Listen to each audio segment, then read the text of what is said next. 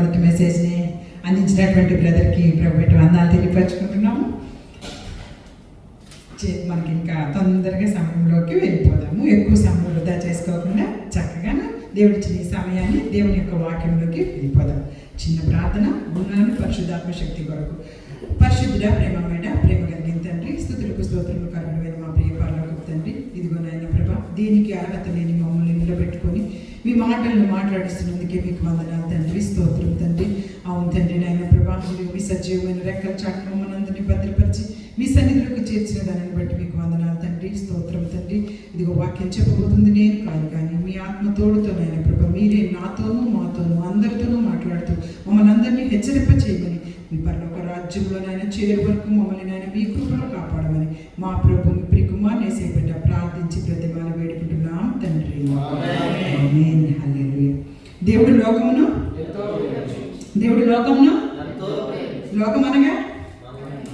లోకమనగా మట్టి, పక్షులు, జంతువులయ్యా. లోకం అంటే మనుషులు అని మనకి బయట ఉన్నటువంటి గురజాడ అప్పారావు కూడా లోకం అంటే మట్టి కాదు, లోకం అంటే మనుషులు అని దేవుడు తెలియపరిచారు.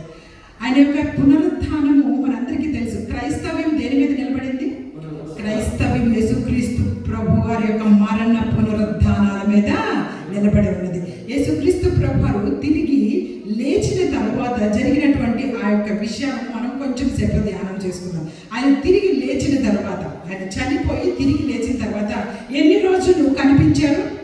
ఎన్ని రోజులు శిష్యులకి కనిపించారు? ఎవరికైనా డేస్ తెలుసా? హల్లెలూయా. ఏం చేయాలి చెప్పింది కదా. ఏంటి ఎన్ని డేస్? ఒకసారి లూకాసు వార్త 1వ అధ్యాయం దగ్గరికి రాగలిగితే బైబిల్ గ్రంథమే స్పష్టంగా మనకి తెలియపరుస్తున్నారు. బైబిల్ గ్రంథంలో తప్పించి మనం పక్కకు వెళ్ళాల్సిన పని లేదు. బైబిల్ గ్రంథంలో మనకి అపోస్తల కార్యాలు 1వ అధ్యాయం దగ్గరికి రండి. అందరూ కూడా అపోస్తల కార్యాలు 1వ అధ్యాయం దగ్గరికి, 1వ అధ్యాయం దగ్గరికి వచ్చినప్పుడు ఆ వచనం చూడగలిగితే 3వ వచనం అపోస్తల, ఆయన శ్రమ పడిన తరువాత 40 దినముల వరకు వారికి అగపడుచు దేవుని రాజ్య విషయముల గురించి బోధించుచు అనేక ప్రమాణములను చూపి వారికి తనను తాను సజీవునిగా కనపరుచుకొనెను. హల్లెలూయా. హల్లెలూయా. యేసుక్రీస్తు ప్రభు పునరుద్ధారణ తిరిగి లేచిన తర్వాత కూడా ఆయన 40కి బైబిల్ గ్రంథం చాలా ప్రాధాన్యత ఇస్తుంది కదా. 40 అనే విషయానికి చాలా ప్రాధాన్యత ఉంది మనకి. ఇశ్రాయేలీలు 11 రోజుల్లో నడవాల్సినటువంటి ప్రయాణం. ఇశ్రాయేలీలు కనానుకి, ఐగుప్తు నుంచి ప్రయాణం 11 రోజుల్లో వచ్చేస్తామంట. అంత దగ్గర ప్రయాణం. కానీ వాళ్ళకి ఎన్ని రోజులు పట్టిందో తెలుసా? 40 సంవత్సరాలు పట్టింది. ఎందుకో తెలుసా? వారి యొక్క అవిధేయతను బట్టి. వారి యొక్క అవిధేయతను బట్టి దేవుడు వారికి సంవత్సరాలు గడువు పెంచేశారనమాట. అది మనకి ఎంత అంటే తెలుస్తుందో చూడండి. మన జీవితంలో కూడా కార్యాలు ఆలస్యం అవడానికి కారణం ఏంటి? అవిధేయత. దేవుడికి మనం విధేయత చూపించినప్పుడు మన జీవితాల్లో కొన్నిసార్లు కార్యాలు ఆలస్యం అవుతాయి. ఆయనకి విధేయత చూపించినప్పుడు వచ్చే కార్యాలు వేరుకుంటాయి, విధేయత చూపించినప్పుడు కొన్ని కార్యాలు ఆలస్యం అవుతూ ఉంటాయి. చూడండి, ఆయన 40 రోజులు ఎవరెవరికి కనిపించారు నేను గబగబా చెప్తాను. మీకు అందరికీ తెలుసు. మొట్టమొదటిగా ఎవరికి కనిపించారు? మనం పోయిన వారం కూడా మాట్లాడుకున్నాం. పునరుద్ధాన దినం ముందు ఎవరికి? మగ్దలేని మరియ గారికి కదా.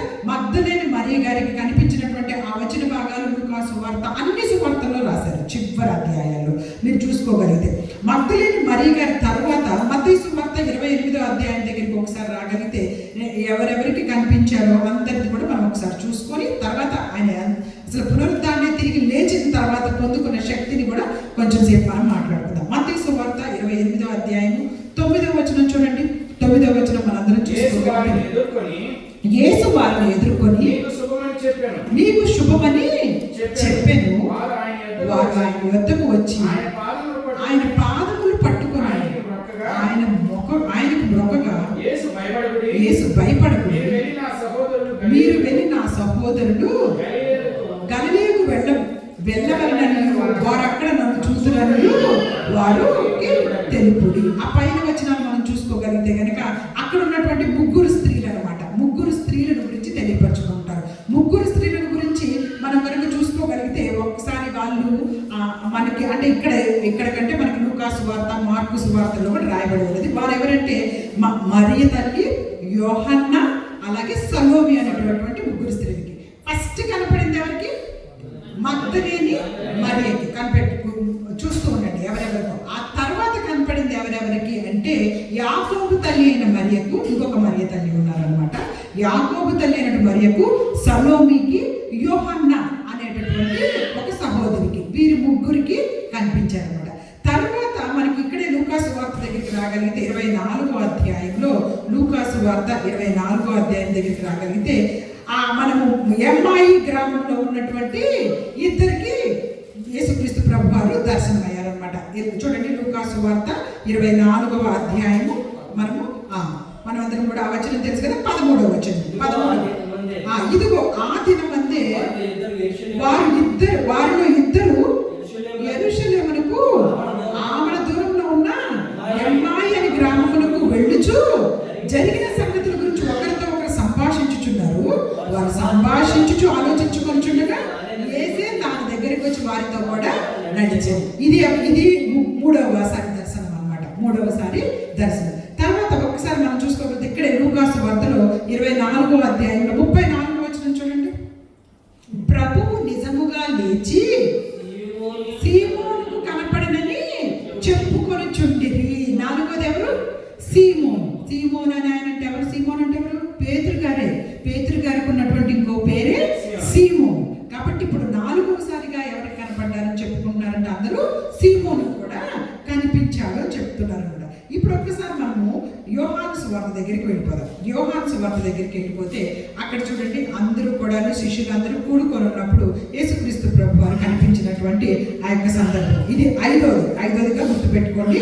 యోహాను సువార్త 20వ అధ్యాయము 19వ వచనం. ఆదివారము సాయంకాలమున శిష్యులు యూదులకు భయపడి తమ కూడి ఉన్న ఇంటి తలుపులు మూసుకొని ఉండగా యేసు వచ్చి వారి మధ్యన నిలిచి, మీకు సమాధానం కలుగునుగాక అని వారితో చెప్పెను. ఇక్కడ శిష్యులందరూ కూడా యూదులకు భయపడి ఒక ప్రదేశంలో కూడుకొని ఉన్నారు. శిష్యులకి దేవుడు అందరికీ ఒకటేసారి కనిపించారు. కానీ ఇక్కడ ఎవరు మిస్ అయ్యారు అంటే చూడండి, 24వ వచనంలోకి వచ్చేసరికి అక్కడే యోహాను సువార్త 20వ అధ్యాయము 24. యేసు వచ్చినప్పుడు 12 మందిలో ఒకడైన దిదుమ అనబడిన తోమ వారితో లేకపోయిన. ఇప్పుడు ఎంతమందికి కనిపించినట్టు చెప్పండి? 11 మంది ఉన్నారా? ఇస్కరియోతు యూదా వెళ్ళిపోయాడు. ఇస్కరియోతు యూదా వాళ్ళ మధ్యలో లేడు. అట్లానే తోమా గారు కూడా చూడలేదు. కాబట్టి మొత్తం ఎంతమందికి కనిపించినట్టు ఆ రోజు?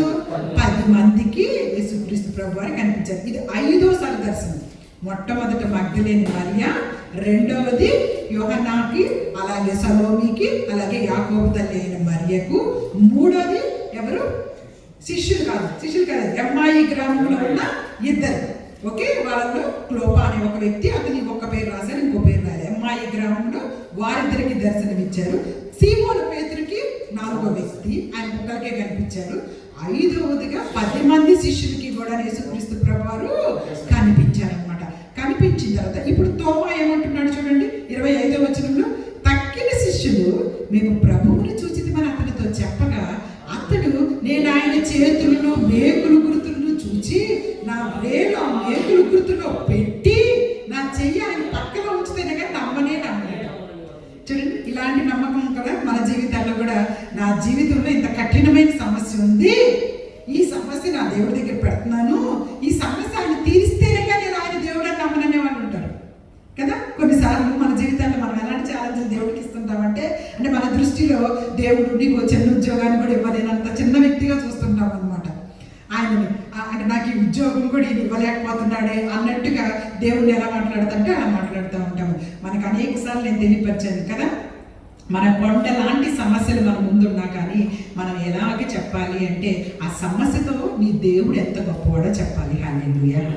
అంతేగాని నువ్వు పోయి దేవుడి దగ్గరికి వెళ్ళి నాకెంత సమస్య తెలుసా, నా సమస్య అసలు ఎవ్వరికీ రాదు, నేను అసలు ఎంత బాధను అనుభవిస్తున్నానని దేవుడి దగ్గర నీ సమస్యను పెద్దగా చేసి చెప్పక్కర్లేదు. దేవుడికి నీ సమస్య చాలా చిన్నది. నువ్వు నీ సమస్యతో నీ దేవుడు ఎంత గొప్పవాడో చెప్పడం మొదలుపెట్టు ప్రార్థనలో. అది మనం చేయాల్సింది. నా దేవుడు అన్నీ చేయగలిగినటువంటి దేవుడు, ఈ సమస్య నువ్వు పెద్ద సమస్యలు కాదు, ఈ చిన్న ఉద్యోగంలో నాకు రాకుండా ఏం పోదు, నా జీవితంలో ఏం పెద్ద కార్యాలేమి జరగకుండా పోవు, నా దేవుడు వీటన్నిటి నుంచి నాకు విడుదల కలుగజేస్తాడని నువ్వు మోకరించి ప్రార్థించాలి. అప్పుడు నీ సమస్య నీ పక్క నుంచి వెళ్ళిపోతుంది. హల్లెలూయా హల్లెలూయా. ఇక్కడ దిదుమానబడి తోమ ఏమంటున్నాడు చూడండి. సరే, ఇప్పుడు తోమ అలా అన్నారు కదండి. యేసుక్రీస్తు ప్రభు వారు ఎంత గొప్ప దేవుణ్ణి మనం కలిగి ఉన్నాం. ఇందాక అన్నయ్య చెప్తా ఉంటే మనకి మనసును ద్రవీకరించాలి, మన మనసులు కరిగిపోవాలి. అసలుకి ఏ పాటి వారం అని చెప్పండి. ఇప్పుడు తోమ అలిగాడే అనుకోండి, నేను ఇట్ట చూస్తేనే గుర్తుపడతాను, అట్ట చూస్తేనే గుర్తుపడతానని. అంత గొప్ప దేవుడు ఈ తోమ ఏంటి ఇలా నన్ను అంటున్నాడు అని చెప్పేసి పక్కకి వెళ్ళిపోవటం లేదు. లేకపోతే ఈ తోమని నేను చూపించుకోవాలా, నన్ను నేను ప్రూవ్ చేసుకోవాలా, లేకపోతే నేనేమన్నా ఇదే అదే అని అనుకోవట్లేదు దేవుడు. చూడండి ఒక్కసారి 26వ వచనంలోకి వచ్చేసరికి 8 దినములైన తరువాత ఆయన శిష్యులు మరలా లోపల ఉన్నప్పుడు తోమా కూడా వారితో కూడా ఉండబడెను. తలుపులు మూయబడి ఉండగా యేసు వచ్చి వారి మధ్యన నిలిచి మీకు సమాధానం కలుగునుగాక అని చెప్పి తర్వాత తోమాని చూచి, చూడండి అంత అనుమానించిన ఇది మీరు అర్థం చేసుకోండి, మీ మనసులకు తీసుకోండి. యేసుక్రీస్తు ప్రభువాన్ని సిలువ మీద వేసిన శిక్షే భయంకరమైనటువంటి శిక్ష. మన కొరకు ఆయన ఎన్ని భరించి తిరిగి లేచిన తర్వాత మన కొరకు ఆయన తిరిగి లేచి మనందరికీ ఒక శక్తిని ఇవ్వాలనుకుంటూ ఉంటే వాళ్ళు అనుమానించారంటే ఒక అర్థం ఉంది, ఎవరో అనుమానించారంటే ఒక అర్థం ఉంది. ఆ దేవుని తెలియని వారు ఆఖరికి శిష్యులు కూడాను ఆయన లేచాడంటే నమ్మట్లేదు సరిగదా. ఇంకా ఇలాంటి అపోహలు, ఇలాంటి ఆలోచనలు పెట్టుకుంటున్న వారి మధ్యలోకి అయినా తనను తాను తగ్గించుకొని యేసుక్రీస్తు ప్రభువారు నేను లేచాను మీకోసం అని చెప్పేసి ప్రతి ఒక్కరి దగ్గరికి వెళ్ళి చూపించుకోవాల్సిన అవసరం ఇప్పుడు ఎంతమంది చూపించాను, కొంతమంది చూపించాను కదా మొదటి నుంచి. ఇంతమందికి నేను లేచాను బాబు, నేను లేచాను అని చెప్పేసి ఆయన చూపించుకుంటున్నారు అంటే మనిషిని దేవుడు ఎంత ప్రేమిస్తున్నాడో అర్థం చేసుకోండి. ఇక్కడ తోమ గురించి చూడండి, అడుగుతున్నారు దేవుడు. తోమాను చూచి నీ వేలిటి చాచి నా చేతుల్లో చూడుము, నీ చెయ్యి చాచి నా పక్కలో ఉంచి అవిశ్వాసివి కాక విశ్వాసివై ఉండుము. హల్లెలూయా. అందుకు తోమ ఆయనతో నా ప్రభువా నా దేవా అనెను. హల్లెలూయా హల్లెలూయా. ఇక్కడ ఒక మాట, మంచి మాట అండి. యేసుక్రీస్తు ప్రభు వారి దైవత్వం గురించి ప్రశ్నించే వాళ్ళకి ప్రభు అయిన క్రీస్తు వారు నిజమైన దేవుడు కనుకే ఇక్కడ ఏమంటున్నారు తోమా గారు, నా ప్రభువా నా దేవా అన్నారా స్పష్టంగా. ప్రభు అయిన యేసుక్రీస్తు వారు ఆయన దేవుడు కాకపోతే నన్ను ఎందుకు నా దేవుడా అని పిలుస్తున్నావు అని వెంటనే ఖండిస్తారు. ఆయన ఓకేలే ఇది లేదా అనేస్తున్నాను నేను అనిపించుకున్నాం అనే టైప్ కాదు యేసుక్రీస్తు ప్రభు వారు. ఇక్కడ క్లియర్గా ఆరాధకుడుగా వారు అంటున్నప్పుడు ఆయన ఒప్పుకుంటున్నారు అంటే ఆయన దేవుడు, ఆయన దేవుడు, ఆయన దేవుడు. ఆయన దైవత్వం గురించి అనేకమైనటువంటి ప్రశ్నలు, డిబేట్లు ఇవన్నీ అవసరం లేదు. ఆయన దేవుడు అంతే. యేసుక్రీస్తు ప్రభువారు దేవుడు. హల్లెలూయా హల్లెలూయా. నా దేవా అనెను. యేసు నీవు నన్ను చూచి నమ్మితివి, చూడక నమ్మిన వారు ధన్యులని చెప్పాను. హల్లెలూయా. ఇప్పుడు ధన్యులు ఎవరు? మనందరికీ ధన్యులమే. హల్లెలూయా. బైబిల్ గ్రంథంలో స్పష్టంగా తెలియపరుస్తున్నారు దేవుడు. ఆ రోజు చూచి నమ్మిన వారి కంటే కూడా వాక్యం విని విని విని బలపడి ఈరోజు యేసుక్రీస్తు ప్రభువారు మా నిజమైన రక్షకుడు అని నమ్మిన మనందరినీ కూడా బైబిల్ గ్రంథం ధన్యులు అంటుంది. హల్లెలూయా. నువ్వు ఇంకా భయపడాల్సిన పని లేదు, నువ్వు ఇంకేదో భయంతో వెనక్కి పరిగెత్తకు. నువ్వు నేను దేవుని దృష్టిలో ఏమైపోయావు? ఇప్పుడు ధన్యుల దృష్టిలో ఉన్నాము. ధన్యులకు వచ్చేటటువంటి ఆశీర్వాదాలన్నీ మనకు వచ్చేస్తాయి. బైబిల్ గ్రంథంలో ఎన్నైతే ధన్యతలు ఆశీర్వాదాలు ఇవ్వాలనుకుంటున్నారో అలాంటి ఆశీర్వాదాలన్నీ మనకి, ఎందుకంటే చూడక నువ్వు నమ్ముతున్నావు. ఆ దినాల్లో నువ్వు లేవు కదా, ప్రభువుని చంపేసినప్పుడు ఆయన తిరిగి లేచినప్పుడు. కానీ ఈరోజు వాక్య ప్రకారం నువ్వు విని నమ్ముతున్నావు అంటేనే దేవుడు నిన్ను ఎంతో తన ప్రియమైన బిడ్డగా చూసుకుంటాడు. ఎంతో ఇష్టం ఇంకా నువ్వు అంటే ఆయనకి. నువ్వు ఇంకా భయపడాల్సిన పనే లేదు. నేనేదో తప్పు చేసేసాను, నేనేదో భయపడుతున్నాను, నేను ఇవన్నీ కాదు. ఇవన్నీ కూడా నేను ఇప్పుడు ముందు చెప్తాను. ఎలాగ మనం ఒప్పుకుంటే దేవుడు ఏ విధంగా మనల్ని సరి చేస్తారు. ఒకసారి 30వ వచనం కూడా చూడండి. మరియు అనేకమైన ఇతర సూచక క్రియలను యేసు తన శిష్యులు ఎదుట చేసెను. అవి ఈ గ్రంథమందు రాయబడి ఉండలేదు, కానీ యేసు దేవుని కుమారుడైన క్రీస్తు అని మీరు నమ్మునట్లు, నమ్మి ఆయన నామమందు జీవం పొందినట్లు ఇవి మాత్రం కొన్నే రాశారనమాట. హల్లెలూయా. ఇవి చాలు మీకు, ఇవి చాలు. ఇప్పుడు బైబిల్ గ్రంథంలో ఏవైతే రాయబడి ఉన్నాయో వాటిని వరకు నువ్వు విశ్వసించి నమ్మితే చాలు. నువ్వు ఇంకా అనేకమైన రాయొచ్చు అంట ఆయన యొక్క క్రియలు, కానీ వాటన్నీ రాస్తే ఈ భూమి మీద ఉన్నటువంటి పుస్తకం కూడా సరిపోదు. దేవుని గురించి రాయాలి అంటే ఇప్పుడు ఈ లోకంలో ఉన్న సముద్రాలన్నీ నీళ్ళన్నీ ఒక ఇంక్ అయిపోయినా, ఒక ఇంకులా తయారు చేసి పెట్టుకున్నా కానీ, ఈ లోకంలో ఉన్న చెట్లన్నీ కూడాను పేపర్లు అయిపోయినా, ఆ లోకంలో చెట్లన్నీ కూడా ఒక పెన్నులు అయిపోయినా, పెన్నులుగా రాసిన ఈ భూమి మీద ఉన్నటువంటి ప్రదేశం అంతా ఒక పేపర్ అయినా ఇంకా ఆయన గురించి రాయటానికి ప్లేస్ సరిపోతుంది. హల్లెలూయా, హల్లెలూయా. చదవండి. యేసు చేసిన కార్యములు ఇంకను అనేకములు కలవు. వాటిలో ప్రతి దానిని వివరించి రాసిన అట్లు రాయబడిన గ్రంథములకు భూలోకమైనను చాలదని. రిఫరెన్స్ ఇవ్వండి బ్రదర్. యోహాను సువార్త చూడండి ఒకసారి. ఇక్కడ 22వ అధ్యాయం 21వ అధ్యాయం 25వ వచనం. యేసు చేసిన కార్యములు ఇంకను అనేకములు కలవు, వాటిలో ప్రతి దానిని వివరించి రాసిన అట్లు రాయబడిన గ్రంథములకు భూలోకమైనది చాలదని నాకు తోచుచున్నది. చూసారా, యేసుక్రీస్తు ప్రభువాని గురించి రాయాలి అంటే భూలోకమే సరిపోదన్నమాట. మరి ఆయన అన్ని కార్యాలు ఎవరి కోసం చేశారు? ఇంతకీ ఈ కార్యాలన్నీ ఎవరి కోసం? ఆయన గొప్ప చేసుకోవడానిక? ఆయన ఎలాగో గొప్పవాడు, ఆయన గురించి గొప్పగా చేసుకోవడానికి బైబిల్ గ్రంథం కాదు, మనందరినీ కూడాను హెచ్చరింపజేసి ఆయన దగ్గరికి తీసుకెళ్ళడానికి. హల్లెలూయా, హల్లెలూయా. అలాగే ఇప్పుడు చూడండి, మనకి అక్కడ కనిపించిన తర్వాత తోమాతో పాటు మిగిలిన వారందరికీ కూడాను కనిపించారు. ఒక్కసారి మొదటి కొరింథీయులకు రాసినటువంటి మొదటి పత్రిక 15వ అధ్యాయము 3వ వచనం నుంచి చూసుకుందాం. ఒక్కసారి అందరు తీయండి. మొదటి కొరింథీయులకు రాసిన పత్రిక 15వ అధ్యాయము 3వ వచనం. నాకు ఇవ్వబడిన ఉపదేశము మొదట మీకు అప్పగించింది, అదేమనగా లేఖనముల ప్రకారమే క్రీస్తు మన పాపముల నిమిత్తము మృతి పొందెను, సమాధి చేయబడెను, లేఖనముల ప్రకారమే 3వ దినము లేపబడెను. ఇప్పుడు చూడండి, ఆయన కేఫాకు తర్వాత 12 కనపడ్డాడు. కేఫా అంటే కూడా పేతురు గారుకున్న పేరు గుర్తుపెట్టుకోండి. పేతురు గారుకున్న సీమోన్ అన్న పేతురు గారే, కేఫా అన్నా కూడా పేతురు గారే. కేఫా అంటే రాయి అని అర్థం. పేతురు గారికి ఉన్నటువంటి మరో పేరు ఎందుకంటే, నా యొక్క సంఘాన్ని నువ్వు బండ మీద కట్టాలి పేతురు అని చెప్పేసి పేతురు గారికి తెలియపరిచారు అనమాట. కాబట్టి ఆయన పేర్లే ఇవన్నీ. సో మొదట కేఫాకు, తర్వాత 12 మందికి, అంటే అందరికీ కలిపి కనిపించారనమాట. 12 ఎప్పుడయ్యారో కూడా మీకు చెప్తారు. అటు పిమ్మట 500కు ఎక్కువైన సహోదరులకు ఒక్క సమయమందే కనపడెను. ఎంతమంది చూసారంటే యేసుక్రీస్తు ప్రభు తిరిగి లేవటం? 500 మంది ఒక్కటేసారి చూశారు. మన తర్వాత వీరిలో అనేకులు ఇప్పటి వరకు నిలిచి ఉన్నారు, కొందరు నిద్రించింది. తరువాత ఆయన యాకోబు అంటే ఎవరో తెలుసా? యేసుక్రీస్తు వారి యొక్క అన్నయ్య. హల్లెలూయా, హల్లెలూయా. యేసుక్రీస్తు ప్రభు వారు చనిపోయే వరకు సహోదరులు నమ్మారా? ఆయనతో పాటు పుట్టిన వారు నమ్మలేదు యేసుక్రీస్తు ప్రభు వారిని. ఆయనతో పాటు పుట్టిన వారు కూడా యేసుక్రీస్తు ప్రభు వారిని ఆయన చనిపోయే వరకు నమ్మలేదండి.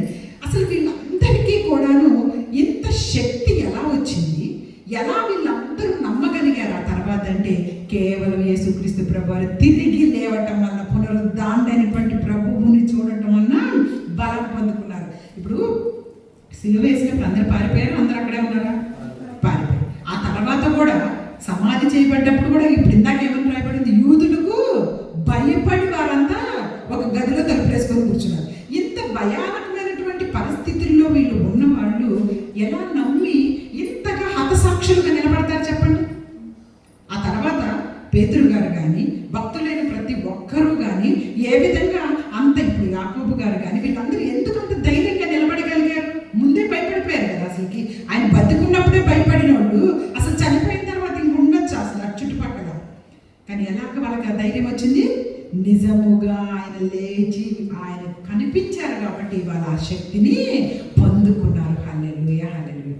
మనందరికి కూడా పునరుద్ధాన శక్తిని పొందుకోవాలి. మనందరికి కూడా యేసుక్రీస్తు ప్రభువు తిరిగి లేచారు మన కోసం అన్నది నమ్మితే, నువ్వు విశ్వసిస్తే అసలు ఇంక ఈ లోకంలో నువ్వు దేనికి కూడా భయపడవలసిన పనే లేదు. హల్లెలూయా. ఇక్కడ చూడండి, ఆ తర్వాత ఆ మాటకి చెప్తూ అటు తరువాత యాకోబుకు, ఆ తర్వాత ఆయన యాకోబు, అటు తర్వాత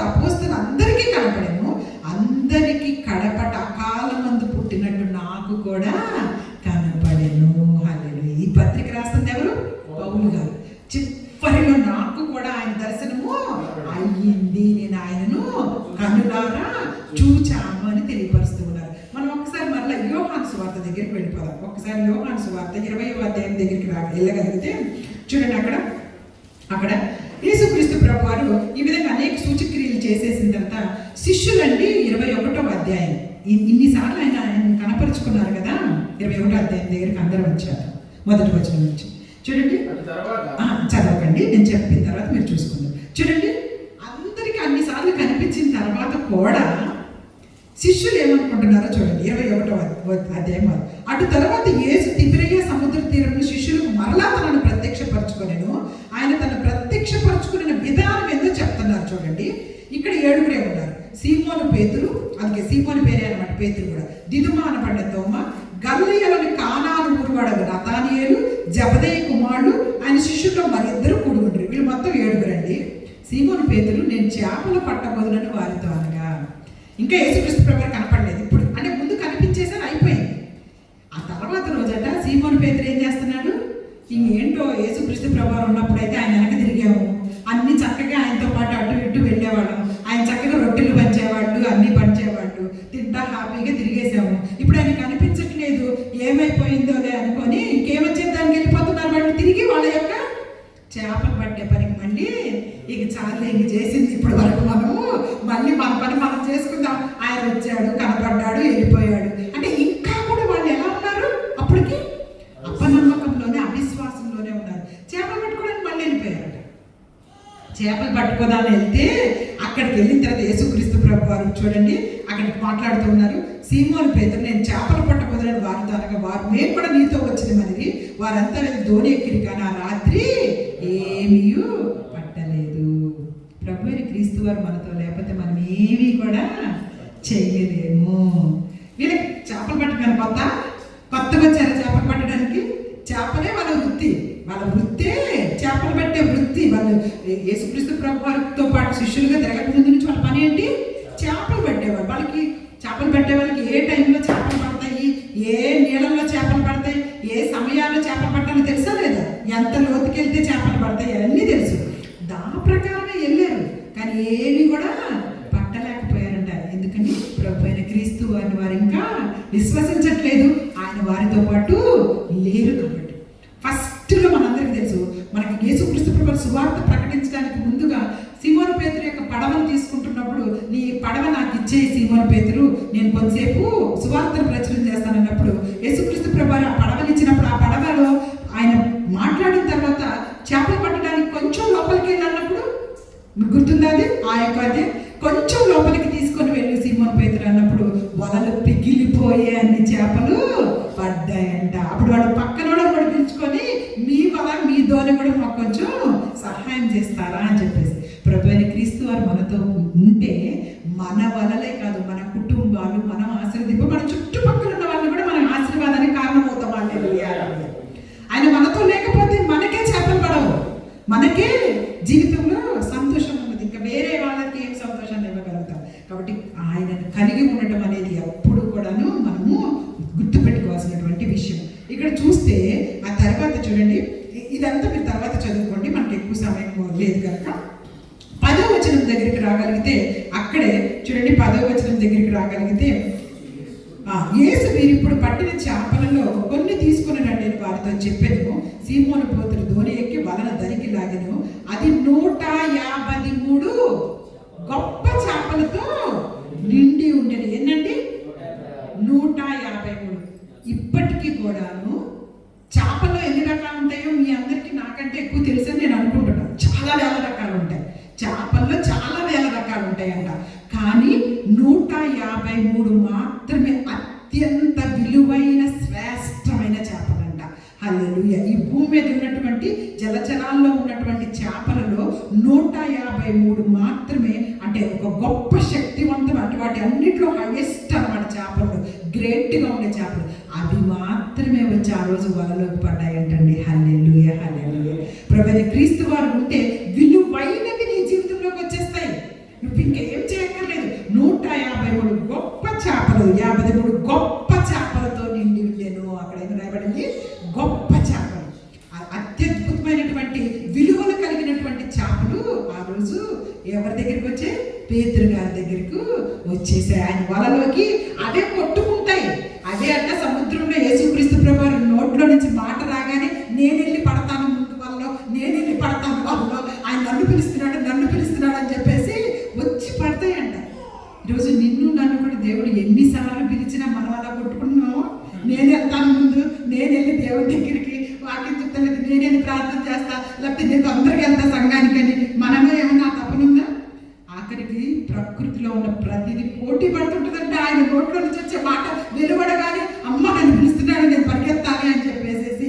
కానీ మనిషికి మాత్రం ఏది కూడాను లోకంలో ఏమి కూడా పట్టవు అనమాట. కాబట్టి జ్ఞానం చేసుకుందాం మనం ఒక్కసారి వాటన్నిటినీ కూడా. ఆ తర్వాత చూడేటప్పుడు వాళ్ళు భోజనం చేసేసారండి. భోజనం చేసిన తర్వాత 15వ వచనం దగ్గరికి వస్తే, వారు భోజనం తర్వాత యేసు సీమోను పేతురును చూచి, యోహాను కుమారుడు అయిన సీమోను, వీరికంటే నువ్వు నన్ను ఎక్కువగా ప్రేమించుచున్నావా అని అడగ్గా అతడు, అవును ప్రభువా, నేను నిన్ను ప్రేమించుచున్నానని నీవే ఎరుగుదవని ఆయనతో చెప్పాను. ఈరోజు ఇదే ప్రశ్న మనందరిని అడుగుతున్నారు, యేసయ్య మీరు నన్ను ప్రేమించుచున్నారా? నువ్వు నన్ను ప్రేమించుచున్నావా అని ఎవరి పేరు వాళ్ళ పేరు పెట్టుకొని పిలవండి. అక్కడ సీమోను అని పిలిచారు దేవుడు, ఇక్కడ ఎవరి పేరు వాళ్ళు పెట్టుకొని మన పేర్లతోటి మనల్నే, ఇదిగో పద్మ నువ్వు నన్ను ప్రేమించుచున్నావా అని యేసయ్య అడిగినప్పుడు, అవునయ్యా నేను నిన్ను ప్రేమించుచున్నానని నీకు తెలుసు అని నేను చెప్పాలి అంటే, ఆయనను ప్రేమించడం అంటే ఏంటో తెలుసా? హల్లెలూయా, హల్లెలూయా. ఆయనను ప్రేమించటం అంటే ఆయన ఆజ్ఞలను గైకొనటమే. మరి ఆయన ఆజ్ఞలను గైకొంటున్నాము మనం? ఆయన ఆజ్ఞలను గైకొనటం అంటే ఏంటి? ఫలించే జీవితాలు ఉండాలి మన జీవితాలు. ఇతరులను క్షమించేటటువంటి బ్రతుకు ఉండాలి. మనల్ని మనం తగ్గించుకునేటటువంటి జీవితం ఉండాలి. మనల్ని మనము ప్రతి విషయంలో కూడా క్రీస్తు ప్రభు వారి లాగా మార్చుకోవాలి. మనల్ని మనము ఆయన స్వరూపంలోకి మార్చుకోవాలి. అది ఆయన ఆజ్ఞలను పాటించడం అంటే. మరి ప్రేమిస్తున్నాను ఇంతకుముందు ఎప్పుడైనా ఎగ్జాంపుల్ చెప్తా, భార్య భర్తను, భర్త భార్యను, లేకుంటే పిల్లల్ని నేను ప్రేమిస్తున్నాను అని బెడ్ మీద నుంచి కదలకుండా కూర్చొని కొంచెం మంచినీళ్ళు తెచ్చి అమ్మంటే నేను ప్రేమిస్తున్నాను అంటుంది అనుకో, గొంతు పట్టుకున్న మంచినీళ్ళు ఇవ్వకుండా అది ప్రేమించడమేనా? బెడ్ మీదే కూర్చొని బెడ్ మీద కదలకుండా నేను మిమ్మల్ని ప్రేమిస్తానండి అని పొద్దు నుంచి సాయంత్రం దాకా చెప్తా అని గొంతు పట్టుకొని గొంతు ఊపిరి ఆడకపోతున్న మంచినీళ్ళు కూడా ఇట్లేదు అనుకో, అది ప్రేమించినట్టేనా? అది ఆ సిచ్యుయేషన్ మీకు గుర్తొస్తే నవ్వొస్తుందా లేదా? మనల్ని చూస్తే కూడా దేవుడికి అలాగే నవ్వొస్తుంది. నేను ప్రేమిస్తున్నాను, నేను ఆరాధిస్తాను నిన్ను, నేను పాటలు పాడతాను, నేను వాక్యం చెప్తాను, లేకపోతే నేను ఇంకా ఏదో చేస్తాను నీకోసం అని అంటున్నామే. కానీ ఆయన ఆజ్ఞలను పాటించే వాళ్ళు అందరినీ తప్పిపోతున్నాం. ఆయన ఆజ్ఞలు భారమైనవి కావు. ఆయన ఆజ్ఞలు భారమైనవి ఏమీ కాదు. మంచిగా బ్రతకటమే ఆయన ఆజ్ఞలు అంటే. న్యాయం జరిగిస్తూ, ఎవరికి కీడు చేయకుండా, మనల్ని మనం తగ్గించుకుంటూ, మనం ఇతరులను క్షమించుకుంటూ, మంచి ప్రేమను చూపిస్తూ, యేసుక్రీస్తు వారి ప్రేమను ఇతరులకు చూపిస్తూ అలా బ్రతకడమే ఆయన ఆజ్ఞలను పాటించడం అంటే. అప్పుడు గట్టిగా చెప్పగలం, యేసయ్య నేను నిన్ను ప్రేమిస్తున్నాను అని. ఈ లోకంలో కూడా అనేక సార్లు ఇతరులను మనం ప్రేమించామంటే వాళ్ళ కోసం ఏమైనా చేయడానికి సిద్ధపడతామా లేదా? సిద్ధపడతాం. అందరికీ ఎక్స్పీరియన్స్ ఉంటుంది. ఖచ్చితంగా మనం వాళ్ళ కోసం ఏదో ఒకటి చేయడానికి ఇష్టపడుతూ ఉంటాం. అలాంటిది మరి దేవుడిని ప్రేమిస్తున్నామంటే ఆయన కోసం ఏం చేద్దామని అనుకుంటున్నావు? ఈ లోకంలో ఏం చేయడానికి నీకు ఇష్టంగా ఉంటుంది? ఏదో ఒకటి చేయడానికి రావాలి నువ్వు ముందుకు ఆయన కొరకు. ఆయన పరిచర్యలో పార్టిసిపేట్ చేస్తావా? ఆయన పాటల్లో పార్టిసిపేట్ చేస్తావా? ఆయన తీసుకొచ్చే వాళ్ళలో పార్టిసిపేట్ చేస్తావా? ఆయన కొరకు వచ్చిన వాళ్ళకు వండి పెట్టడంలో పార్టిసిపేట్ చేస్తున్నావా? ఏదో ఒక దాంట్లో నువ్వు ఆ శక్తితో ముందుకు వచ్చేసేయాలి. హల్లెలూయా, హల్లెలూయా. అప్పుడు నేను నిన్ను ప్రేమిస్తున్నాను దేవా అని కూడా చెప్పగలుగుతాను. అప్పుడు ఏమంటారు తెలుసా యేసయ్య? చూడండి అక్కడ ఒక మంచి మాట. వెంటనే యేసు నా గొర్రె పిల్లలను మేపుమని అతనితో చెప్పాను. ఇప్పుడు ఆయన గొర్రెల్ని మనకు అప్పచెప్తాడు. అనేక మందిని నీ దగ్గరకు దేవుడు పంపిస్తాడు. ఎప్పుడు నువ్వు ఆయనను ప్రేమించి ఆయన ఆజ్ఞలను గైకుంటూ ఉంటే, ఇదిగో నీకు ఒక కాపరత్వాన్ని ఇస్తాడు. ఇదిగో నా గొర్రెలు నువ్వు మేపు. దేంతో మేపాలి? వాక్యముతో. హల్లెలూయా, హల్లెలూయా. వాక్యముతో మేపాలి. ఇంకా తర్వాత మరి చదువుకోండి. ఆ తర్వాత మరలా అడుగుతారు యేసుక్రీస్తు ప్రభువారు పేతురు గారిని. అడిగితే చూడండి అక్కడ 16వ వచనం, రెండవసారి అతను అడగగా అతడు అవును ప్రభువా నేను నిన్ను ప్రేమించుచున్నాను, నువ్వే ఎరుగుదువు అని ఆయనతో చెప్పాను. ఆయన నా గొర్రెలను కాయమని చెప్పాను. మేపాలి, కాయం. మేపటం వేరు, కాయటం వేరు కదా. మనకి ఏమి మనందరం వ్యవసాయ కుటుంబాల నుంచి వచ్చిన వాళ్ళమే కాబట్టి గొర్రెలనైనా ఎలా మేపాలో ఎలా కాయాలి, మేపేటప్పుడు వాటిని చక్కగా మేపాలి. కాయటము అంటే వారి అవసరతల్లో మనం కూడా పాలి భాగస్థులు అవ్వటం. హల్లెలూయా. వారికి ఏదైనా సహాయాలు అవసరమైనప్పుడు మరి ముఖం తిప్పుకోకుండా చేతనైనంత వరకు చేయాలి. అలాంటి తీసుకున్న సహాయాన్ని మనం కూడా గుర్తుపెట్టుకొని కృతజ్ఞతతోటి బ్రతకాలి. అది దేవుడు కోరుకుంటున్నటువంటి సహవాసం. ఈ యొక్క విషయాలు మనం ఎప్పుడు తప్పిపోకూడదు. కాబట్టి చూడండి, అక్కడ యేసుక్రీస్తు ప్రభువారు ఇవన్నీ తెలియపరుస్తూ చివరగా యోహాను సువార్త 21వ అధ్యాయంలో ఆ మాట అన్నారనమాట. ఏమంటున్నారు చూసారా? యేసు చేసిన కార్యములు ఈ వచనంలో అనమాట. అనేకములు కలవు, వాటిలో ప్రతిదాన్ని వివరించి రాసిన అట్లు వ్రాయబడిన గ్రంథములకు భూలోకమైన చాలు. ఆయన అనేకమైన సూచనలు చూపించి ప్రభువైన క్రీస్తు వారు వారికి అనేక సార్లు తనను తాను ఘనపరుచుకున్నారు. ఇది అర్థం చేసుకుంటే మన జీవితాల్లో చూడండి, మళ్ళీ అపోస్తుల కార్యం దగ్గరికి వచ్చేద్దాం. ఇప్పుడు అపోస్తుల కార్యం మొదటి అధ్యాయం దగ్గరికి వచ్చేసాం కదా. చూడండి ఒక్కసారి 3వ వచనం. ఆయన శ్రమ పడిన తర్వాత 40 దినముల వరకు వారికి అగపడుచు దేవుని రాజ్య విషయముల గురించి బోధించుచు అనేక ప్రమాణములు చూపి వారికి తనను తాను సజీవునిగా కనపరచు. అనేక ప్రమాణాలు చూపించడం ఇవే. ఇదిగో నా చేతిలో వేలు పెట్టి చూడండి, నా పక్కన అవి చూడండి, నేనే మీ దేవుణ్ణి అని. అలాగే రొట్టె విరిచి వాళ్ళకి భోజనం పెట్టి, నేను ఇంతకుముందు కూడా మీతో ఉన్నప్పుడు ఇలాగే కదా చేశాను, గుర్తుపడుతున్నారా, నేనే అని గుర్తుపడుతున్నారా లేదా అని చెప్పేసి అనేకమైనటువంటి ప్రమాణాలు చూపించి ఆయన తాను సజీవునిగా కనపరుచుకున్నారు. ఇప్పుడు చూడండి, అక్కడ ఆయన వారిని కలుసుకొని ఇలాగ ఆజ్ఞాపించెను, మీరు యెరూషలేము నుండి వెళ్ళక నా వలన వినిన తండ్రి యొక్క వాగ్దానముల కొరకు కనిపెట్టండి. యోహాను నీళ్లలో బాప్తీసం ఇచ్చిన కానీ కొద్ది దినములలో మీరు పరిశుద్ధాత్మలో బాప్తీసం పొందేదనని అని. 6వ వచనం చూడండి. ఇప్పుడు కాబట్టి వారు కూడి వచ్చినప్పుడు ప్రభువా ఈ కాలమందు ఇశ్రాయేలుకు రాజ్యం మరలా అనుగ్రహించేదవా అని ఆయన అడుగ్గా, ఇదంతా ఎప్పుడు జరుగుతుంది? ఇంకా యేసుక్రీస్తు ప్రభువారు పరములకు ఎక్కిపోలేదు. పునరుద్ధాన్నే తిరిగి లేచిన తర్వాత శిష్యులతో మాట్లాడుతున్నటువంటి సంఘటనలు అన్నమాట. వాళ్ళు ఏమడుగుతున్నారు? ఇశ్రాయేలుకి రాజ్యాన్ని ఈ కాలంలో ఇస్తావా? ఇదే ఆలోచన ఆనాటి యూదులకి ఇప్పటి వరకు కూడాను. ఏంటి ఆలోచన అంటే, ఆయన వచ్చి యేసుక్రీస్తు ప్రభువారు ఈ లోకంలో ఒక రాజ్యాన్ని స్థాపించాలి, ఆ రాజ్యంలో మా అందరం ఒక్కొక్క పొజిషన్ ఇచ్చేయాలి, మేమందరము చక్కగా ఏ పన్నులు కట్టకుండా ట్యాక్సులు కట్టకుండా బతికేయాలి. ఇలా ఆలోచిస్తున్నారు వీళ్ళంతా కూడా. యేసుక్రీస్తు ప్రభువారి యొక్క శరీరము అంటే ఆయన తిరిగి లేచాడనండి నమ్మకుండా ఉండటానికి కూడా ఒకటి ప్రచారం చేశారు. ఏం ప్రచారం చేశారు చూడండి ఒకసారి. మత్తయి సువార్తలో 28వ అధ్యాయంలో, మత్తయి సువార్త 28వ అధ్యాయంలో మనం చూసుకోగలిగితే అక్కడ చూడండి, అక్కడ చూస్తే 11వ వచనంలో చూడండి. ఆయన తిరిగి లేచిన తర్వాత వారు వెళ్ళుచుండగా కావలి వారిలో కొందరు పట్టణంలోకి వచ్చి జరిగిన సంగతులన్నింటినీ ప్రధాన యాజకులతో చెప్పారు. ప్రధాన యాజకులు అంటే ఎవరని చెప్పాను ఆ రోజులో? పాస్టర్స్, ముఖ్యమైన పాస్టర్స్. ఆ పాస్టర్స్ దగ్గరికి వచ్చాక కావలిగా ఉన్నారు కదా ఆ రోజు యేసుక్రీస్తు ప్రభువారి యొక్క సమాధికి, వాళ్ళు వెనక్కి వచ్చి ప్రధాన యాజకులతో ఏం చెప్పారంటే, కాబట్టి వారు పెద్దలతో కూడా వచ్చి ఆలోచన చేసి ఆ సైనికులకు చాలా ద్రవ్యం ఇచ్చి, ద్రవ్యం అంటే డబ్బుని ద్రవ్యం అంటారన్నమాట ఆ రోజుల్లో. ద్రవ్యం అంటే చాలా డబ్బులు ఇచ్చి ఆ సైనికులకి చాలా డబ్బులు ఇచ్చి ఏం చెప్పమంటున్నారో చూడండి వాళ్ళు. ఇదిగో మేము నిద్రపోచుండగా అతని శిష్యులు రాత్రి వేళ వచ్చి అతన్ని ఎత్తుకుపోయిరని మీరు చెప్పుడి. హల్లెలూయా, హల్లెలూయా.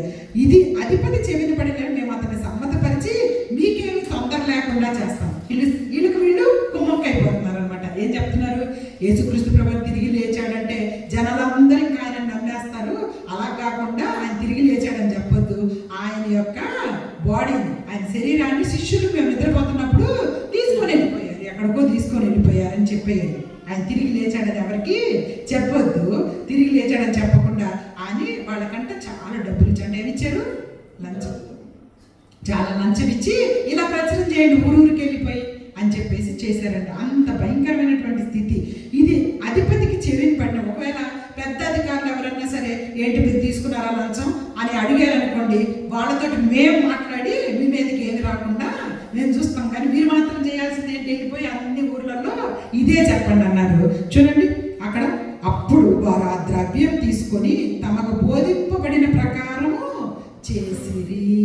ఈ మాటే యూదుల ఇప్పటికీ వ్యాపించి నేటి వరకు ప్రసిద్ధమైంది. అందుకే యూదులు ఇప్పటికీ కూడాను యేసుక్రీస్తు ప్రభువారిని నమ్మకపోవడానికి కారణం ఏంటంటే, తిరిగి లేచారు అనేది నమ్మకపోవడానికి కారణం ఏంటి అంటే, ఆయన వాళ్ళందరూ కూడాను ఈ విధంగా ప్రచారం చేశారంట. శిష్యులే బాడీ ఎత్తుకొని పోయారు తప్పించి ఆయన తిరిగి లేవలేదు అని. నిజానికి ఇలా అనుకుంటున్న వాళ్ళకి నాకెప్పుడు చిన్నప్పుడు అంటే నాకు ఈ విషయం ఎవరైనా పాస్టర్లు చెప్తున్నప్పుడు నాకు వచ్చే ఒక ఆలోచన ఏంటో తెలుసా, యేసుక్రీస్తు ప్రభువారు అసలుకి వీళ్ళకి వాళ్ళకి కనపడటం ఎందుకు, డైరెక్ట్గా ఎవరు సిలువేశారో వాళ్ళందరూ ఉన్నారు కదా, ప్రధాన యాజకులు, పెద్దలు, అధికారులు, వీళ్ళందరి దగ్గరికి వెళ్ళి ఒకటేసారి కనిపించేయచ్చు కదా అసలుకి నేను లేచానని. ఆ రోజే వాళ్ళందరూ కామ్గా ఇంక లేచాడు ఈయన అని చెప్పేసి ఒక ముద్ర వేసి పడేసేవాళ్ళు కదా అని నాకు ఆ వయసులో కోపం వచ్చేది అనమాట. ఎందుకు యేసుక్రీస్తు ప్రభువారు చాటుగా వీళ్ళతోటి చాటుగా వాళ్ళకి కనపడడం ఎందుకు, అసలు ఎవరైతే విరోధులు శత్రువులు ఉన్నారో వాళ్ళకి కనపడవచ్చు కదా అని చెప్పేసి చాలా ఆలోచన చేసి నేను పెద్ద సేవకులను అడిగాను అనమాట. ఒకసారి దీనికి నాకు మనసు కష్టపడిపోతుంది, నా మనసు దుఃఖపడిపోతుంది, ఎందుకు ఆయన ఇలా కనపడుతున్నారు అందరికీ చాటుగా పెద్దవాళ్ళకి కనిపించేస్తే ఆ రోజే అయిపోయేది కదా సంగతి, యేసుక్రీస్తు ప్రభువారు నిజమైన దేవుడు అని వాళ్ళందరూ ధృవీకరించేవాళ్ళు కదా. అంటే అప్పుడే ఆయన చెప్పారు, ఆయన లేచిన తర్వాత మహిమ శరీరంతో లేచారు. హల్లెలూయా హల్లెలూయా. పాపాత్ములకు ఆయన కనపడటం అవసరమే లేదు. ఆయన కనపరచుకోవడానికి లేకపోతే ఆయన ఇది చేసుకోవడానికి వాళ్ళకి వీళ్ళకి కనపడాల్సిన పని లేదు. ఆయనను నమ్మిన శిష్యులు ఎంత బాధపడిపోతున్నారో వారిని బలపరచడానికి మాత్రమే ఆయన కనిపిస్తారు. నా జీవితంలో కూడా ఏదో అనుమానాలతోటి వాటితో ప్రభు అయిన క్రీస్తు వారి దగ్గరికి వస్తే మీ జీవితంలో ఏ సమాధానం దొరకదు. మీరు ఆయనను నమ్మి కనుక వస్తే అన్ని కార్యాలు మన జీవితాల్లో జరుగుతాయి. హల్లెలూయా హల్లెలూయా. అయితే ఇప్పుడు యేసుక్రీస్తు ప్రభువారు తిరిగి లేచి అక్కడ చూడండి శిష్యుల దగ్గరికి, ఆ మాట ఒకసారి మనం చూసుకుందాము. ఇంకా ఒక 5 నిమిషాలు నేను ముగిస్తాను. 6వ వచనం, కాబట్టి వారు కూడి వచ్చినప్పుడు ప్రభువా ఈ కాలమందు ఇశ్రాయేలు రాజ్యం మరలా అనుగ్రహించదమని ఆయన అడుగ్గా, ఆయన కాలములు సమయములు తండ్రి తన స్వాధీనం అందించుకున్నాడు, వాటిని తెలుసుకొనుట మీ పని కాదు. కాలాలు సమయాలు మాత్రం తండ్రి ఎవ్వరికీ చెప్పలేదండి, తండ్రి కుమారుడు కూడా ఆ విషయం చెప్పలేదు. అందుకే యేసుక్రీస్తు ప్రభువారు రెండవ రాకడ ఎప్పుడు అంటే ఎప్పుడు అని ఎవరైనా చెప్పగలుగుతారా? బైబిల్ గ్రంథం స్పష్టం చేయలేదు. కొన్ని సూచనలు మాత్రం చూపించారు, ఇలాంటి సూచనలు జరుగుతున్నప్పుడు ఆయన తిరిగి వస్తారని, కానీ ఆయన ఈ టైంకి వస్తారు. ఎందుకంటే కాలాలు సమయాలు తండ్రి మాత్రమే స్వాధీనం. ఎప్పుడు కుమారుని ఎల్లు అంటే వెళ్ళిపోవాలి అంతే. ఈ రోజు వెళ్ళిపో అంటే ఈ రోజు వెళ్ళిపోవాలి, ఆ రోజు వెళ్ళిపో అంటే ఆ రోజు వెళ్ళిపోవాలి అంతే తప్పించి సమయాలు చెప్పాల. మీకు విషయం చెప్పనా, నాకు అనిపిస్తుంటుంది అనమాట, యేసుక్రీస్తు ప్రభువారికి తండ్రి అయిన దేవుడు ఈ విషయం ఎందుకు చెప్పలేదు అంటే, ప్రభు అయిన క్రీస్తు వారు అన్ని విషయాలు తన శిష్యులకు చెప్పేస్తున్నారు. అన్ని విషయాలు చెప్పేస్తున్నారు. బహుశా సమయం చెప్పేస్తే యేసుక్రీస్తు ప్రభువారు పిల్లల్ని ప్రేమించి అది కూడా చెప్పేస్తారేమో గబుక్కుని బయటికి. అందుకే తండ్రి ఏ పాటికి ఆ టైంకి మీరు ఎవరు సిద్ధపడుకుంటారో వాళ్ళని తీసుకెళ్లాలని చెప్పేసి ఈ విషయాన్ని అందరికీ తెలియపరచలేదన్నమాట. ఆయన ఎందుకు నమ్మకం విశ్వాసంతో మనం సిద్ధపాటు కలిగి ఉండాలని. అలానే ఆయన పైకి వెళ్ళిపోయారండి. చూడండి ఆయన ఎలా పైకి వెళ్ళిపోయారో కూడా తెలియపరుస్తున్నాం. వారితో చెప్పాను 9వ వచనం, ఈ మాటను చెప్పి వారు చూచుచుండగా ఆయన ఆరోహణమాయను అంటే పైకి వెళ్ళిపోయారు. అప్పుడు వారి కన్నులకు కనపడకుండా ఒక మేఘం ఆయనను కొనిపోయెను. ఆయన వెళ్ళుచుండగా వారు ఆకాశం వైపు తేరు చూచుచుండిరి. ఇదిగో తెల్లని వస్త్రములు ధరించుకుని 2 మనుషులు వారి వద్ద నిలిచి, గలిలయ మనుషులారా మీరెందుకు నిలిచి ఆకాశం వైపు చూచుచున్నారు? ఇక్కడ ఈ వచనే అందరు చదవండి పెద్దగా. మీ యొద్ద నుండి పరలోకమునకు చేర్చుకొనబడిన ఈ యేసే ఏ రీతిగా పరలోకమునకు ఎక్కిపోయినో ఆ రీతిగా ఆయన తిరిగి వచ్చును. హల్లెలూయా. నేను ఏ విధంగా పైకి వెళ్ళానో ఆ విధంగానే రెండవ రాకడలో తిరిగి వస్తానని చెప్పారు. ఆయన చెప్పినవన్నీ జరిగినాయా జరగలేదా? ఈ లోకంలో జరిగినాయి. కాబట్టి ఖచ్చితంగా ఆయన తిరిగి వస్తారా? తిరిగి వస్తారు. కొంచెం ఆలస్యం అవుతుంది. ఎందుకు ఆలస్యం చేస్తున్నాడు ఆయన? మనందరం మారు మనసు పొందాలని ఆలస్యం చేస్తున్నాడు. ఆయన రాకపోవడానికి కారణం ఏంటో కాదు, ఆయన మనందరము ఎవ్వరూ నశించుకోవడం ఆయనకి ఇష్టం లేదు. ఆయన వచ్చే టైంకి అందరూ రెడీగా ఉండాలని ఆశపడుతున్నారు. ఇంకా ఇక్కడ ఉన్న వాళ్ళని ఎవరో ఒకరి కోసం ఆలస్యం చేస్తున్నాడేమో మనకు తెలియదు. ఆ ఒక్కరు కూడా ఆయనకి ఇష్టం, ఆ ఒక్కరు కూడా నశించుకోవడం ఆయనకి ఇష్టం లేదు. ఆ ఒక్కరు మారు మనసు కోసమే ఇంత ఆలస్యం చేస్తున్నాడేమో. కాబట్టి అది జ్ఞాపకం ఉంచుకోవాలి మనం. అయితే ఇప్పుడు ఆయన అలాగే ఆకాశానికి ఆరోహణం అయిపోయారు కదా.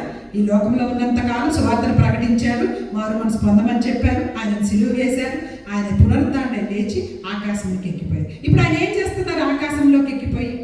అది కూడా రెండు విషయాలు మనం తెలుసుకోవాలి. ఏం చేస్తున్నారు ఆయన? మనకి స్థలము సిద్ధపరచడానికి ఆయన వెళ్ళారు.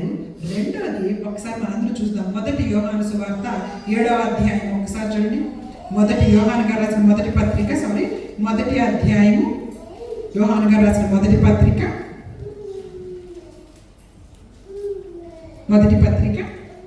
7వ అధ్యాయం 9వ వచనం చదువుతాం. 9వ వచనం సరిగ్గా మనం 9వ వచనం చదువుకుంటే సరిపోతుంది. చూడండి, మన పాపములను మనం ఒప్పుకొని ఎడల ఆయన నమ్మదగిన వాడు, నీతిమంతుడు గనక ఆయన మన పాపములను క్షమించి సమస్త దుర్నీతి నుండి మనల్ని పవిత్రపరచును. హల్లెలూయా. చూడండి, ఆయన సమస్త దుర్నీతి నుండి మనల్ని పవిత్రుడుగా చేయను.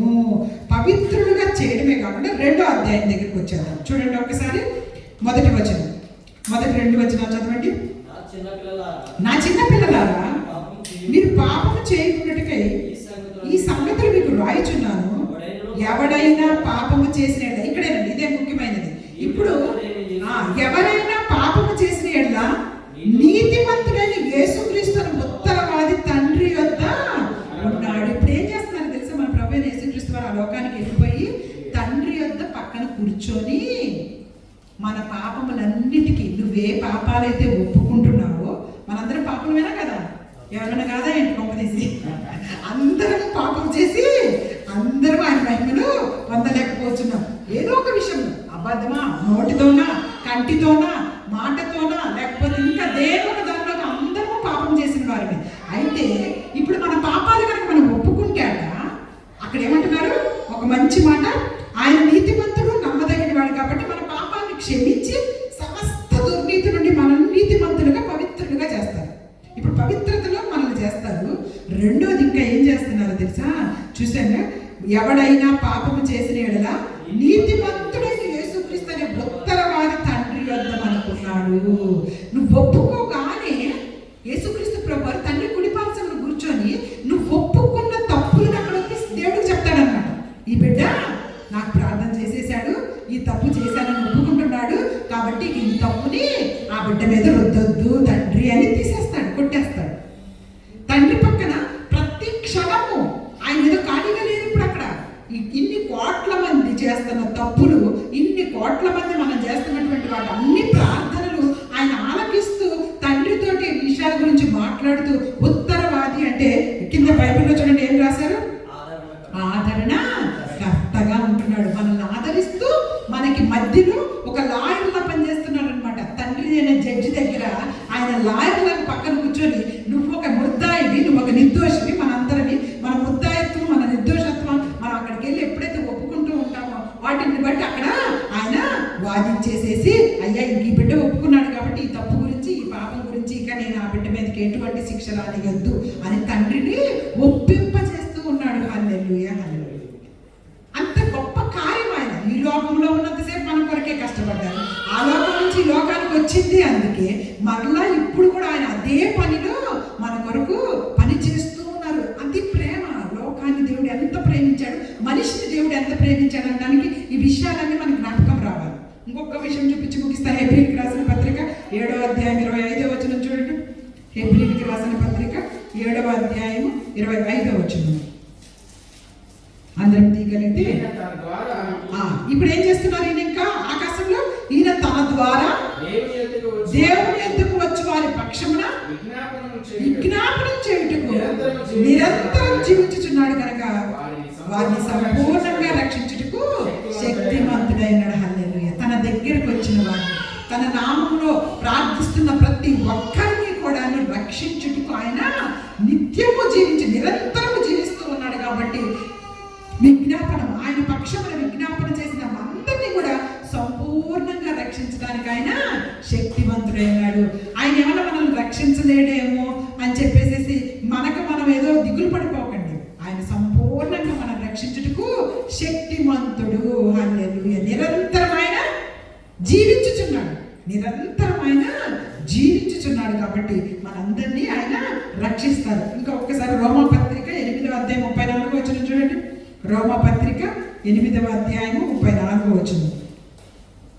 రోమాపత్రిక 8వ అధ్యాయము 34వ వచనం. శిక్ష విధించువాడెవడు? చనిపోయిన క్రీస్తు యేసే.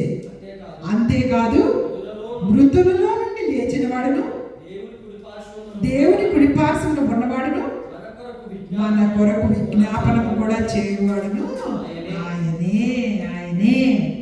మరి అంత గొప్ప దేవుడు, మన కొరకు విజ్ఞాపన చేసేవాడు ఆయనే. మృతులలో నుండి తిరిగి లేచింది దేనికోసం? ఆయన మన కొరకు విజ్ఞాపన చేయడానికి ఆ లోకానికి వెళ్ళి. మరి అంత పునరుద్ధారణైనటువంటి యేసుక్రీస్తు ప్రభువుని మనం కలిగి ఉన్నామంటే ఆ శక్తి మనకు వస్తుందా లేదా? మనం ఇంకా దేనికి భయపడక్కర్లా. నువ్వేమైనా తప్పులు పాపాలు చేసుంటే ఒప్పేసుకో. ప్రభు అయిన క్రీస్తు వారి నామంలో ప్రార్థించి మోకరించి, అయ్యా నేను ఇదిగో ఈ తప్పు చేశాను, ఈ దినం ఈ మాటలో తప్పు చేశాను, ఈ చేతల్లో తప్పు చేశాను, ఈ విషయంలో తప్పిపోయాను, నువ్వు మోకరించి ఒక్కసారి ప్రార్థించుకుంటే దానిని వెంటనే తీసేసి నీకు కావాల్సినటువంటి ఆశీర్వాదాన్ని దేవుడు. ఒప్పుకోకుండా తప్పుకొని తిరగద్దు, కప్పుకొని వాటన్నిటి నేనేం చేయలేదు, నాకేం పని, అట్లాంటివన్నీ నేను ఎందుకు అని చెప్పేసి అట్లా అనుకుంటే మాత్రం వాటికి క్షమాపణ ఉండదు. కాబట్టి ప్రతిదీ కూడా మనం ఒప్పుకొని దేవుని దగ్గర విడిచిపెట్టే వారిగా ఉండాలి. చేసిన తప్పులే పదే పదే చేయొద్దు. ప్రభువైన క్రీస్తు వారు మన కొరకు ఏ విధంగా విజ్ఞాపన చేస్తున్నాడో చూడండి అక్కడ తండ్రి దగ్గర. అంత విషయం మనకి అన్నిటిని అనుగ్రహించిన దేవుణ్ణి మనము ఎప్పుడు కూడా విడిచిపెట్టకూడదండి. కాబట్టి ఆయన మనకి లోకంలోకి వచ్చినటువంటి విధానమే ప్రత్యేకమైన విధానం కదా. ఒక కన్య గర్భంన ఆయన వచ్చారు, ఆయన మరలా తిరిగి లేచి ఇప్పుడు వెళ్ళి మన అందరి కొరకు కూడా ఏం చేస్తున్నారు? విజ్ఞాపనలు చేస్తూ ఉన్నారు. కాబట్టి అలాంటి గొప్ప దేవుని మనం కలిగి ఉన్నాము, జీవం కలిగిన దేవుని మనం కలిగి ఉన్నాము. చూడండి ప్రకటన గ్రంథం, ఒకసారి ప్రకటన గ్రంథం మొదటి అధ్యాయము, ప్రకటన గ్రంథము మొదటి అధ్యాయము 18వ వచనము. అందరు కలిసి చదవండి. ప్రకటన గ్రంథం మొదటి అధ్యాయము, ప్రకటన గ్రంథము మొదటి అధ్యాయం 18వ వచనం. భయపడకుము. ఫస్ట్ ఏమిటి? భయపడకుము, నేను మొదటి వాడను, కడపటి వాడను, జీవించువాడను, మృతుడు రైతుని కానీ ఇదిగో యుగ యుగములు సజీవుడినై ఉన్నాను, మరియు మరణము యొక్క పాతాళ లోకము యొక్క తాళపు చెవులు నా స్వాధీనములో ఉన్నవి. హల్లెలూయా, హల్లెలూయా. చూడండి, భయపడద్దు. మొదటి వారు, కడపటి వారు ఆయనే. జీవించువాడు, మృతుడు అయ్యారు కానీ యుగ యుగములు కూడా జీవించేటటువంటి దేవుడిని మనం కలిగి ఉన్నాం. కాబట్టి జీవాధిపతిని కలిగి ఉన్నాం. కాబట్టి మనం ఇక దేనికి భయపడాల్సిన పని లేదు. ప్రతి విషయం ఆయన దగ్గర ఒప్పుకొని విడిచిపెట్టేసేసి ఆయన సంఘంలో మంచి పరిచారకులుగా మనం అందరం ఉండాలని కోరుకుంటూ చిన్ని వాక్యాన్ని దేవుడు ఆశీర్వదించి దీవించును కాక. Amen. God bless you all.